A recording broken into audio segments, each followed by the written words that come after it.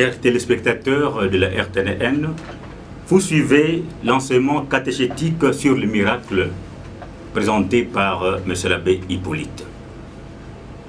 Les miracles, faut-il en parler?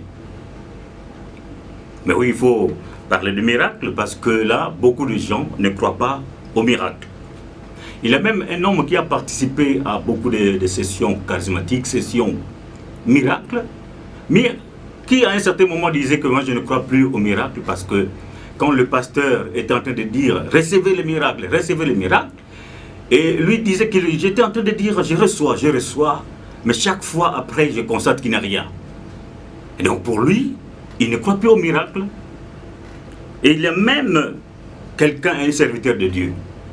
Mais lui, il était accusé injustement, il est en prison. Et en pleine prison, il commençait à prier, à invoquer le Dieu d'Abraham, d'Isaac, de Jacob, de Moïse, le Dieu vivant. Et il se référait au passage biblique de l'emprisonnement de Pierre. Comme le Seigneur était intervenu par la présence d'un ange, il dit, mais Seigneur, sors-moi de cette prison. Il a beaucoup prié, a passé beaucoup de temps dans la prison pour prier, malheureusement pour lui. Alors, il n'était pas acquitté. Alors il s'est dit, je suis serviteur de Dieu, je ne crois plus aux miracles, le Seigneur ne fait rien pour moi. Voilà. Les miracles, faut-il en parler? Ben oui, il faut en parler. Mais parce qu'aussi, il y a beaucoup de gens qui croient tellement aux miracles que quand il n'y a pas de miracles, en tout cas, la vie n'est plus là. Il faut en parler pour élucider, pour éclairer les gens sur la manière de vivre le miracle. Les miracles, faut-il en parler? Oui, il faut en parler. Parce que là, il y a une femme, par exemple, qui disait pour elle, sans miracle, il n'y a pas d'église. Donc, pour moi, dans une église où il n'y a pas de miracle, je ne peux pas y aller. Donc, pour elle, la caractéristique essentielle de l'église, c'est le miracle. Le miracle, faut-il en parler? Il faut en parler, bien sûr, parce que la Bible en parle, et surtout que nous sommes chrétiens. Que dit la parole de Dieu à propos des miracles? Mais, chers téléspectateurs, avant de dire quelque chose, il faut une différence entre miracle et providence de Dieu. Si quelqu'un qui a prié pendant toute la nuit et que finalement le matin, comme il n'avait rien, son ami vient pour lui rendre visite et lui donner quelque chose, il va crier « Ah, c'est un miracle de Dieu ». Et pourtant, c'est la providence de Dieu. Donc, il y a toujours une différence entre miracle et providence de Dieu. Que signifie alors miracle? Pour avoir la nette compréhension du mot miracle. Là, on nous voit d'abord étymologiquement, les miracles, vient de mirus, merveilleux, oculus, quelque chose qu'on voit à l'œil. Donc, chose merveilleuse, mais qu'on voit. Et là, il faut dire quand même, il y a une différence aussi entre miracle et prodige. Prodige, ce n'est pas toujours une intervention de Dieu derrière un fait prodigieux.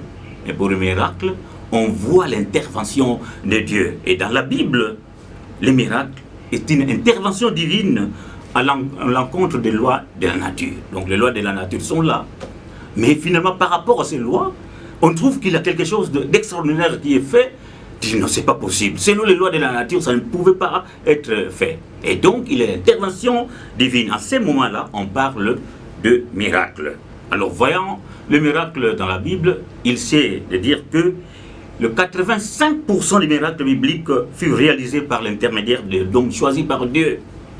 Alors, Dieu choisit les hommes pour intervenir pour un miracle. Et dans l'Ancien Testament, il y a beaucoup de personnages qui ont vécu cette expérience de miracle. Nous citons par exemple Moïse, nous pouvons citer aussi Josué, et sans oublier Élie et Élisée, et bien d'autres encore. Mais nous allons seulement voir deux personnages de l'Ancien Testament pour voir aussi Jésus et les autres apôtres dans le Nouveau Testament. Dans l'Ancien Testament, pour le cas de Moïse, il y a 40 miracles au travers de Moïse. Le Seigneur a accompli près de 40 miracles. C'est pour démontrer que Moïse est vraiment l'envoyé de Dieu. C'est pour montrer que c'est Dieu qui est vivant et qui est là pour authentifier le ministère de Moïse. Dieu délivre son peuple. Et il faut voir la vocation de Moïse dans Exode 3 déjà, et même le pouvoir que Moïse a reçu de Dieu dans Exode 4, 8 à 9. Voyons quelques signes accomplis par le Seigneur à travers Moïse. Vous savez, Moïse a été choisi par Dieu pour délivrer le peuple Israël de l'Égypte, de l'esclavage de l'Égypte. Et voilà. Pharaon qui s'obstinait à ne pas libérer le peuple, et le Seigneur, à travers Moïse, accomplissait des prodiges, accomplissait des miracles, accomplissait des signes pour qu'il arrive à libérer le peuple de l'esclavage. Il y a l'eau changée en sang dans Exode 7, 14 à 25, les grenouilles, Exode 7, 26 à 29, les moustiques, Exode 8, 12 à 15, les temps, Exode 8, 16 à 28, les morts du bétail, Exode 9, 1 à 7, les ulcères, Exode 9, 8 à 12, la grêle, Exode 9, 13 à 25, les sauterelles, Exode 10, 1 à 20, les ténèbres, Exode 10, 21 à 29, les morts des premiers-nés, là on voit dans Exode 12, 29 et suivant. Donc voilà, le Seigneur a accompli des signes pour que finalement, à travers la mission de Moïse, Pharaon comprenne ce qui est Dieu, et c'est Dieu qui intervient. Malgré ces signes, Pharaon s'obstinait, Pharaon refusait toujours à libérer le peuple. Donc voilà, nous avons des signes, des miracles, pour authentifier la mission de Moïse, et aussi pour qu'on sente la présence de Dieu, la main de Dieu derrière ces miracles. Le deuxième personnage, c'est Élie. Élie, on le connaît bien, parmi les grands prophètes. Et devant les 450 prophètes de Baal, Élie crie vers Dieu. Alors il a demandé auparavant au prophète de Baal de crier très fort, crier, parce que là il avait une bataille, une lutte, car Dieu pouvait être en voyage. Mais lui, Moïse, Élie, à l'heure fixée, a prié Dieu. Il a prié, Dieu a exaucé sa prière. Et là, nous pouvons dire dans 1 Roi 18, 36 à 39.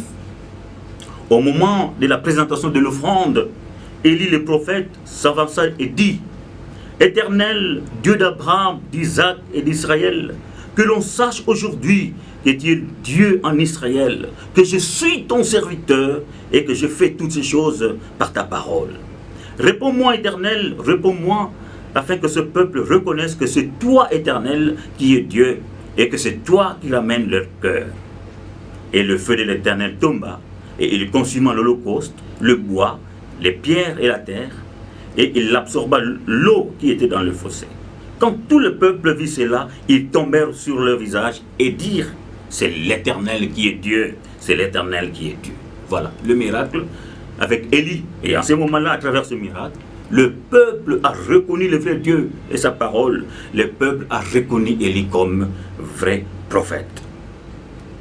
Et maintenant pour le Nouveau Testament, là on voit Jésus et on va citer quelques apôtres.